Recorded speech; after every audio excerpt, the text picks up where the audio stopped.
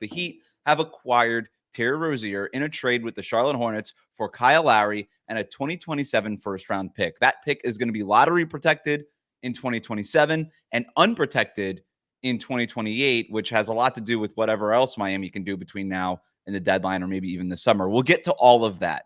We'll get into the end of the Kyle Lowry era, what we think is next for the Miami Heat, if we think that they are even done making moves between now and February 8th. But let's just start with the Terry Rozier piece of this. David, what do you think about Rozier's fit in Miami? I think it provides something immediate that Miami desperately needs, which is applying rim pressure, the ability to score. A person who is going to, I think, maximize his time here in Miami. I'm looking at this not just from the on-court perspective, but also the intangibles that you can't really measure, because that's something that Miami sort of banks on it too, is that when players come here, they're going to try to be the best versions of themselves, or at least that's generally the case.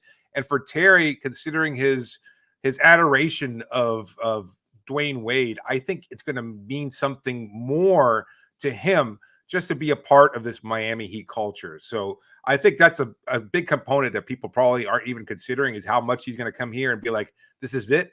This is what I looked up to, what I wanted to, when I was growing up, looking at Dwayne Wade and thinking of him as my favorite, or one of my favorite players of all time. Now I'm in a Heat uniform. So I think this is going to be a special moment for him. Aside from all that, the fact that he comes in here and provides a guy who's willing to take shots, who's going to be able to score from the perimeter, who can apply some rim pressure, who can make plays for others, who's a little quicker on defense, although he's not a great defender. I think he's going to be able to provide some of that energy that Miami desperately needs from a point of attack defense perspective. So I think it's going to be a really, really good fit for Miami and for Terry. He's averaging 4.5 shots within the restricted area per game for Charlotte this season. He's finishing at nearly 58% on those shots.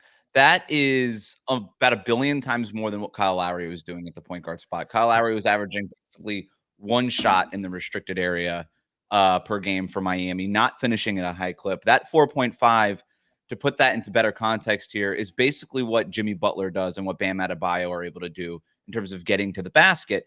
Tyler Hero, even, who has tried to make more of an effort at getting to the basket, he's mostly like a floater range guy at that backcourt spot. Kyle Lowry's been moved to the bench. And Tyler Hero has basically assumed that point guard starting job over the last 2 games. But even him, he's getting to the basket. Again, restricted area, not floater range, not cute little mid-range shot, stuff like that. No, at the basket. He's getting at the basket about twice a game. So Rozier's doubling what Tyler Hero is providing at that position too. So you're basically adding another sort of, in terms of rim pressure, and that's what I mean by this, and that's all I mean by this, you're adding like another Jimmy Butler, another Bam Adebayo to Miami's offense. And we know how much Jimmy and Bam, not only how important it is when they're aggressive and how helpful that is to Miami's offense, but how important it is to creating shots for other people. How often do we see Jimmy Butler just get to the basket, kick out to a wide open shooter outside beyond the arc? All the time, right? That's basically what his function in the offense is. So now you have Terry Rozier at that point guard spot who's able to do that. And that's just not something that Kyle Lowry was doing at all, basically for the last 2 seasons, really about the last year and a half. He wasn't doing a whole lot of that anyway. Terry Rozier is averaging 23.2 points per game. He's also averaging 6.6 assists per game and only like a smidge over 2 turnovers per game. So his assist to turnover ratio is good. I think the playmaking part of his game is something that has not been appreciated over the last 2 years. I mean, his 6.6 assists this year, and I understand LaMelo's been hurt for a lot of the last couple of years, but his 6.6 assists this year is a career high. So he's making strides in that department. I think it's another reason why Miami was so keen on adding him. The Heat had started seriously considering Terry Rozier a few days ago, and you and I had both heard yesterday that they were really kind of exploring this option very seriously. And they spent basically all day yesterday talking about this. Hey, is Terry Rozier the move that we want to make right now? Is he a guy that helps us in the Eastern Conference in the short term? What do we feel about that long-term contract? Kyle Lowry's contract is expiring. Rozier's contract is for 2 more years after this one. How does that fit into our luxury tax and the cap flexibility and all that stuff? So you've got Andy Ellisberg doing the Excel spreadsheets in the front office and figuring out all that cap wizardry and all those things. And they ultimately came to the decision that Terry Rozier was worth moving that Lowry expiring contract, whatever asset that was the move that they were going to make, right?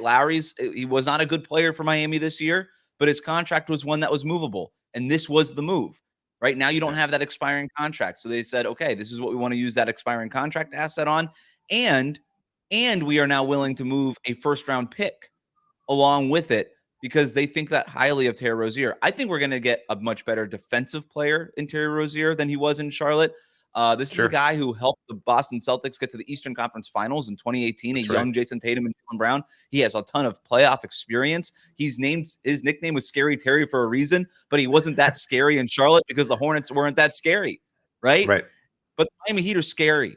The Miami Heat are scary. They have been scary to Celtics fans, to Sixers fans, to Bucks fans over the last 3 years. And having Scary Terry now in Miami, I think it's a good fit. And you already outlined all the personality fits and the things like that. And I remember even talking with him on Dwayne and Wade night about being able to be there. And he was honored to be able to kind of get a chance to see his childhood hero honored by the hometown team in that way. So I like the fit a lot. I like the fit, honestly, more than the DeJounte Murray thing, given the cost, right? If you look at what it's going to cost DeJounte Murray, which is going to be like the equivalent of 2 first-round picks and a real player kind of asset back, I kind of like the idea of just going with Rozier here. It costs you a lottery-protected first in 2027. It doesn't hamper you too much in terms of your flexibility. You move on from the Kyle Lowry experiment, or era, I should say, and you get a player who wants to be here, who I think is a good fit, who puts more pressure on the rim than DeJounte Murray.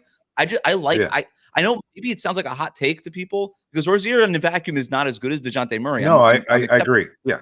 I think I know exactly where you're going. Yeah, I think Murray is the better player, but considering how much more, I don't think it's that significant an improvement over what Terry Rozier is going to provide. And considering what Terry will provide in Miami, or at least the expectation of what he'll be able to do, I think he's a much better fit. I think it works out so much better for Miami. It's a much cheaper acquisition too. And I think it benefits the Heat in long term too. So I think we saw this kind of the writing on the wall for a number of days. We started hearing buzz maybe weeks ago, but it's been picking up over the last couple of days. So somebody asked in our comments right now, am I surprised that the move was made?